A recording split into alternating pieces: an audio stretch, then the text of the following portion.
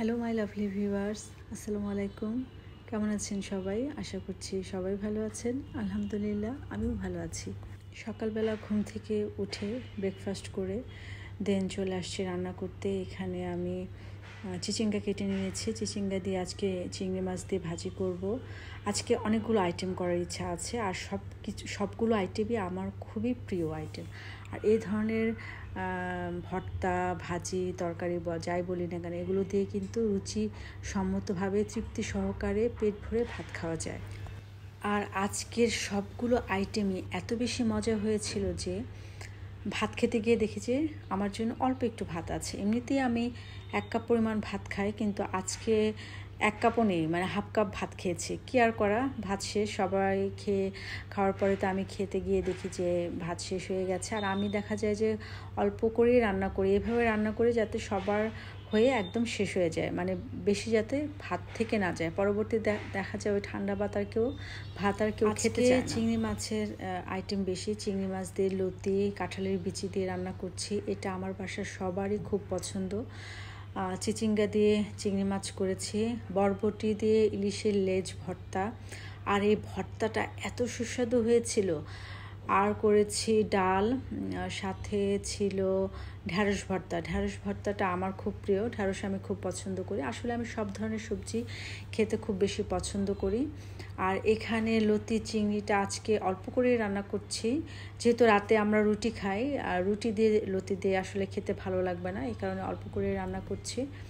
আর একবেলাতেই আসলে আমি ভাত খাই, এবং আমার হাজব্যান্ডও একবেলাতেই ভাত খায়। আর আজকে তো যে বললাম, ভাত খেতে গিয়ে দেখি যে ভাত শেষ হয়ে গেছে।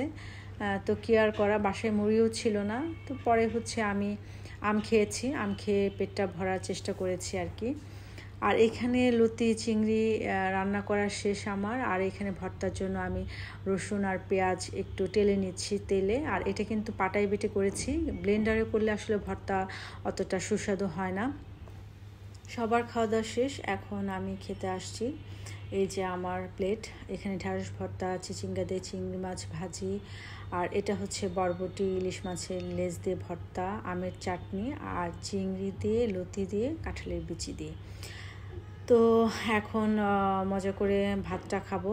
খাওয়া দাওয়া শেষ করে আমি আপনাদের সাথে আরেকটি ভিডিও নিয়ে আসলাম। কিছুদিন আগে আমি আপনাদের সাথে একটা ভিডিও শেয়ার করেছিলাম যে আমি কিছু গজ কাপড় কিনে নাইটি বানাতে দিয়েছিলাম। তো নাইটিগুলো আলহামদুলিল্লাহ হয়ে গেছে আমার, এবং সবগুলো নাইটি আমার পছন্দ হয়েছে। এখানে 3টা নাইটি আমি করেছি, একটা রেড কালার, আরেকটা ইয়েলো, আরেকটা ম্যাজেন্টা কালার।